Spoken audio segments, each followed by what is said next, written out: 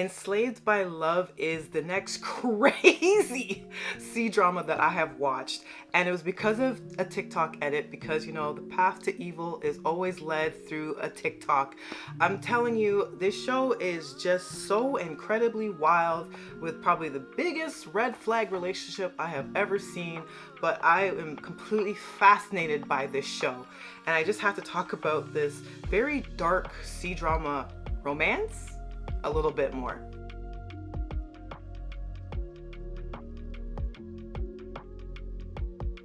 Hi, I'm Monique. I am the host of Off by Purple Heart podcast, where I talk to you about K-dramas, C-dramas, BTS, and whatever else I want to talk about.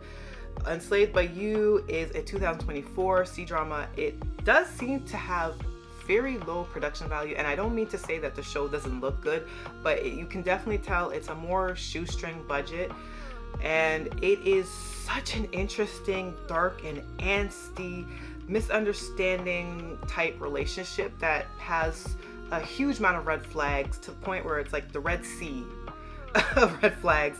And it is definitely a show that is for those that enjoy, I guess, a bully romance. Is that what it is in literary terms? It's a wild show. As I said, a TikTok edit brought my attention to this show a few weeks back, and I've been meaning to do a podcast episode about it since. In this edit, and I'll try to show it via the YouTube video version of this podcast, you'll see in this edit that you'll see the heroine, the main female lead. She's tied to a swing, a very erotic swing, and you see her going back and forth, and she looks tortured while the male lead is looking upon her, both with this desire and disdain. And to me, that captured my curiosity, because I said, this is very wild out of context. I need to know the context within the show and how these two are linked together in a romance. So I went ahead and watched about 15 episodes of this. It's about, I think, 24 episodes altogether. 24 or 25. The runtime for each episode is about 15 to 20 minutes. So it's a very bingeable show. I've gone to 15 eps thus far. But it is crazy. I'm not going to lie to you, it is nuts. The main premise of the storyline is Ji, who's this noble woman. She comes from the Ji family. They came into a lot of trouble, and she was essentially saved by the male lead, Yin Ji, who is the city's lord and very powerful. And they had like a really cutesy puppy love, but some misunderstanding came to play, and he's under the belief that somewhere along the line he was betrayed by Juyun, the female lead, and they have this massive falling out. And since this massive falling out, situations happened, and she ends up basically being a servant slash maid to him in his manner. And he essentially spends maybe the first 10 episodes being very sadistic towards her and essentially torturing her, bullying her, because he is under the belief that she has betrayed him. But even though he has all this disdain for her, he still is very much attracted to her, and he is absolutely possessive and obsessive about her and refuses to let her go, no matter how much she begs and pleads to want to escape this manor and be reunited with her family. And if what I said to you sounds nuts, that's because it is nuts, right? So it being labeled a romance is very interesting. I'm going to say right off the bat, the two leads look phenomenal together. Just to keep it shallow, I'm sorry, but they do. They look fantastic together. The male lead is very handsome, and they're both very charismatic. The show is very interesting in how it displays sensuality. Because it is a Chinese drama, obviously it's not going to get into like 50 Shades of Grey area, but I think that they are very, very clever in how they use sensuality and show the push and pull of this relationship. And there's some scenes that I would think in a Chinese drama, especially like a costume like drama that's a period piece, they get away with a lot. And it's sometimes shocking, but in a good way. I'm like, wow, I can't believe all this. So they do play into the sensuality really well. And there is some few scenes where their chemistry is like absolutely fire. But you also have to contend with the fact that the show has so much toxicity. There is nothing that I would say is admirable about how the male lead treats the female lead. I think he's a brat majority of the time.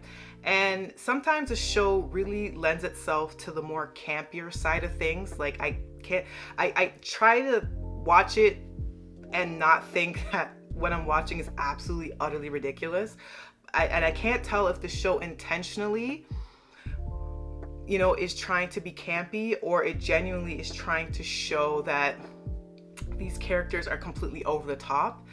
I get the sense that the show does have a little bit of sense of humor and realizes that some of it is very comical, but there's definitely some scenes where I don't think it was meant to be taken in a light way. Like, I think the show is very unintentionally hilarious and a lot of times.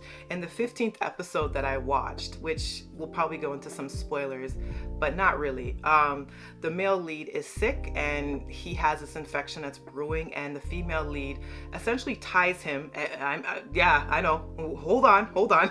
She essentially ties him to his bed to restrain him because he keeps picking at the bandages, and to essentially apply the medicine and have the medicine take, he has to be still and he has to rest. So she forcibly ties him in his sleep. So he's tied to his bed, and he's like trying to pull at the restraints, and he's like, "Get me out of here! Who the hell did this to me?" And then she appears in the scene, and he immediately kind of softens a little bit, and she essentially says, "If you don't behave yourself and stop fighting against the healing that I'm trying to apply to you because I'm worried about your general health, then I'm walking away from you and all of this completely." And she turns to walk away, and he's like, "No!" And then just randomly, his arm and one of those ties just comes loose. So he's been struggling against this rope for like a half an hour.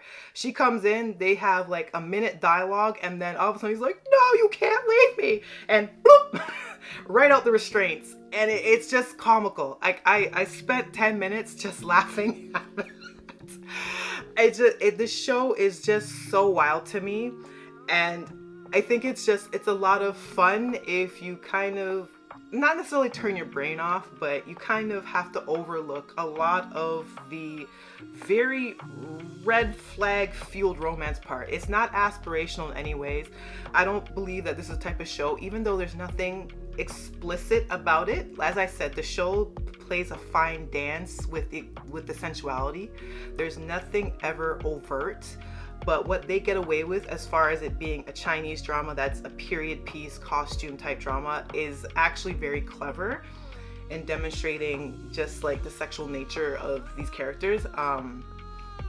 But I just think because of the relationship and how it's developed, it's definitely not something that I would encourage younger audiences that enjoy C-dramas to watch and C-drama romances.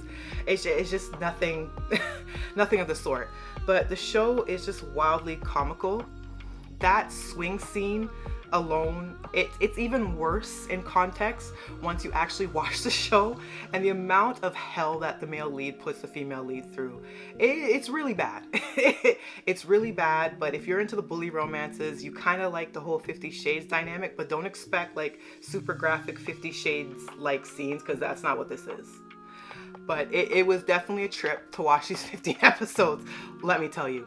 I probably will go back and watch the remainder and see if my review changes. But that's it for Enslaved by Love. I believe that's the title of the show. Yeah, Enslaved by Love. And let me know your thoughts. Have you heard of this C-drama? Did you watch it? Are you like me that constantly looks for recommendations via like TikTok edits? TikTok. Anyway, if you're watching this via YouTube, comment down below. If you're listening via Spotify or Apple Podcasts, I love you. I appreciate you so much. You have no idea. Till the next episode. Bye.